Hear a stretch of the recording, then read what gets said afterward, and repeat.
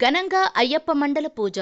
హిందూపురం పట్టణంలోని railway road Kalluru Subbarao park ఎదురుగా వెలిసినటువంటి అయ్యప్ప స్వామి సన్నిధానంలో బాలాజీ గురుస్వామి ఆధ్వర్యంలో ఘనంగా మండల పూజ నిర్వహించారు.